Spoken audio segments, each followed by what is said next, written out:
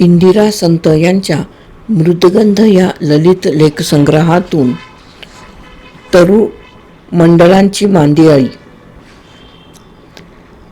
पुष्पाकडे जालन्याला गेले की आमचा एक रोजचा आवडता कार्यक्रम असतो.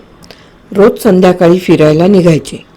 मी व पुष्पा मिळून गौरीच्या मिशन स्कूलच्या रस्त्याला जायचो. गौरीच्या शाळेचा रस्ता म्हणून नव्हे, तर त्या रस्त्यावर एक सुंदर समारंभ दिसायचा, तो बघायच्या ओढीने. त्या रस्त्याला मध्येच एक लहानसा पूल होता आणि त्या पुलाच्या कट्ट्याखालच्या भागापासून बरेच मोठे बाभूळबन पसरलेले होते.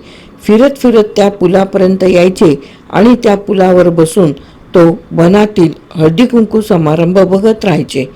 बाभूळ हीच मुळी अजिंठ्यातील काळ्या राणीसारखी लावण्यवती. तिच्या खोडाचा, फांद्यांचा गडद काजळी रंग डोळ्यात भरेल असा हिरव्या लांबट टिकल्यांची झालर अशी तिची पानांची डहाळी.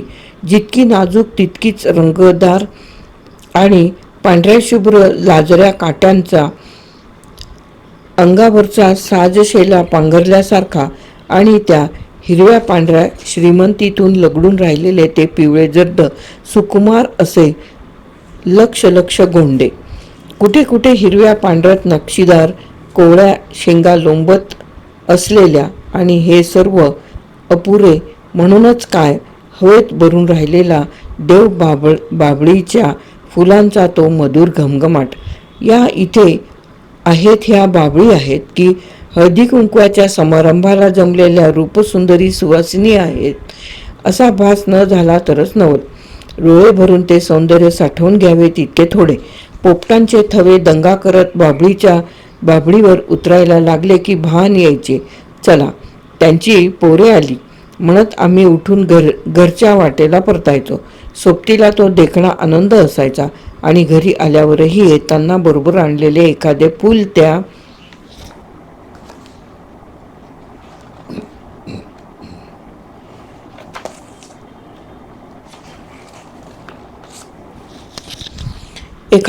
त्या आनंदात मला पुन्हा पुन्हा बुचकळून काढायचे. मग अंथरुणावर पडेपर्यंत बोलायला विषय तोच. वृक्षांच्या संगतीत असा बोलका आनंदच मिळतो असे नाही. त्या आनंदाचे मौन स्वरूपातील दर्शनही तितकेच न विसरण्याजोगे. फर्ग्युसन कॉलेजमध्ये मी असताना मी आणि संत मधून फिरायला जात असू. नेहमीच्या टेकडीपेक्षाही एक वेगळी जागा आम्हाला सापडली होती. टेकडीच्या मागच्या बाजूने बरेच अंतर चालून गेले की एक राखीव असे वन लागे. रखवालदार म्हणाला, ही उदाची झाडं हायती, म्हणजे उदाचे वन होते. ही झाडे कधी न पाहिलेली, 1.5 पुरुष उंचीची नसतील, पाने राठ आणि आंब्याच्या पानाहून जरा मोठी. पाना फांद्यांचा विस्तार मोकळा ढाकळा, आभाळाची उन्हे खुशाल अंगावरून वावरू देणारा. फांद्या मात्र जमिनीला समांतर अशा पसरलेल्या.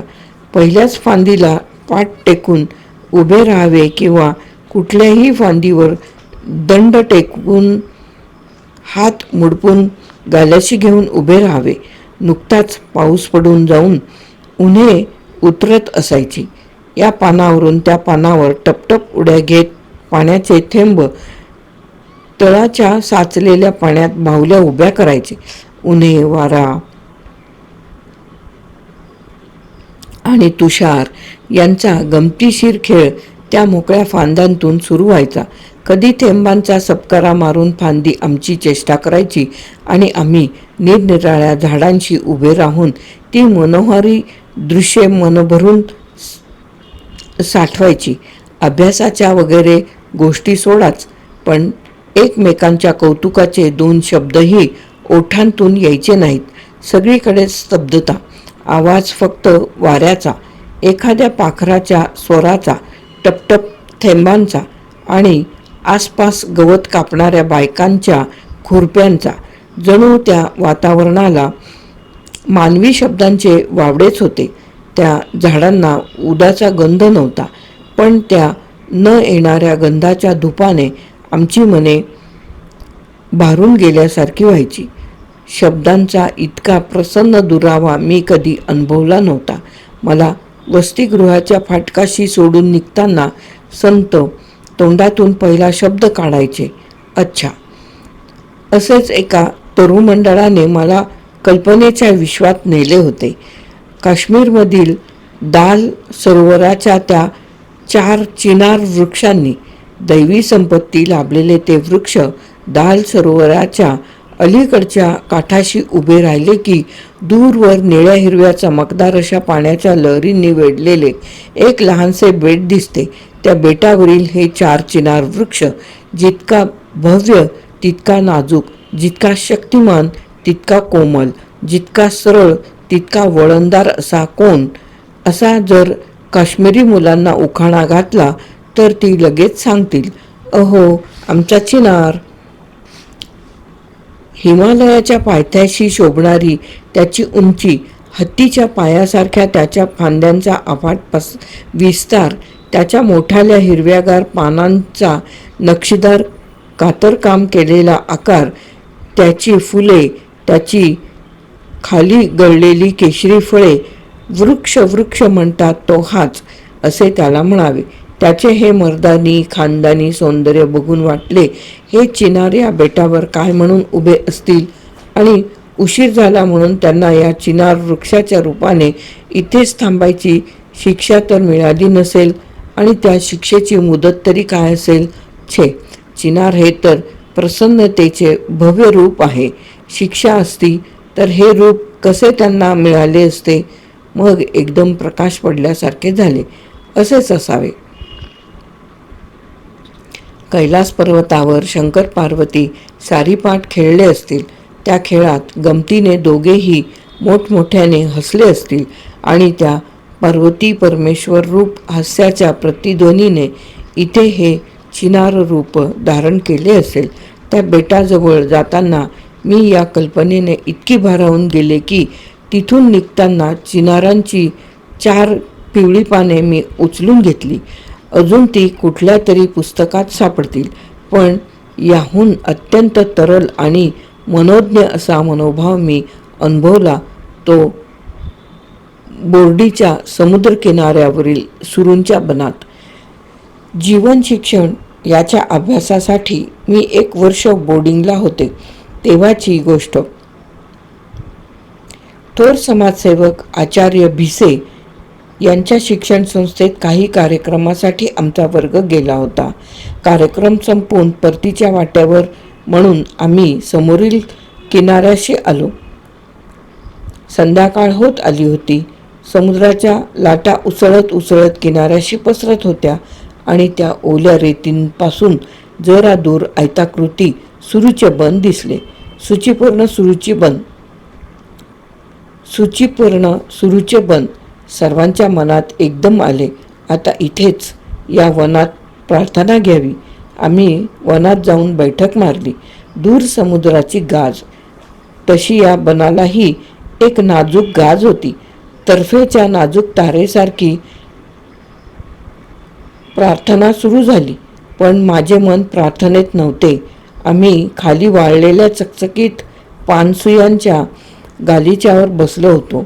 वरून सुरूच्या हिरवट काळपट चवऱ्या अशी लवे तशी लवे करून झुलत होत्या. दूर समुद्राच्या कडेला सूर्याचा सुवर्ण कलश पालथा झाला होता आणि तिथून लाल पिवळे केशरी सोनेरी रंगाचे ओहळ लाटांवरून येऊन ओल्या रेतीत चमकत होते. सुरूच्या पानसुया सोनेरी रंगाने झळाळत होत्या. कोमट वाऱ्याबरोबर वळसेदार अशा लवत होत्या. आमच्या अंगावरून त्यांच्या सावल्या तशाच लहरत होत्या. माझ्या मनात एकदम मंगळागौर जागी झाली. दोन्ही हात पसरून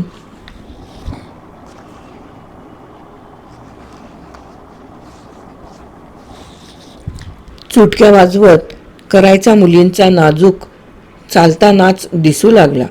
गाणेच आठवले.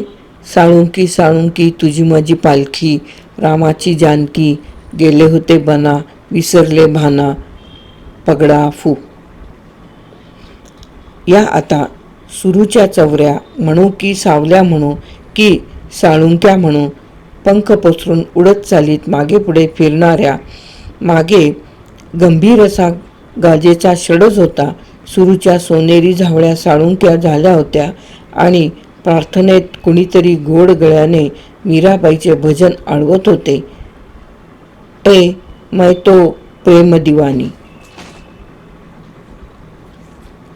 मी त्या सुराने भानावर आले. त्या गाण्याने आता त्या स्वप्नभूमीच्या वातावरणाला एक वेगळीच निर्मळ व्याकुळता लाभली. कुणी वाजवत होते त्या टाळाला देखील आपला उपरेपणा जाणवला आणि तो मूक झाला. प्रार्थना संपली, पण माझ्या मनात एक प्रार्थना उमलली, न समजणारी पण मनोमनाला कमळगंधाप्रमाणे जाणवून जाणारी.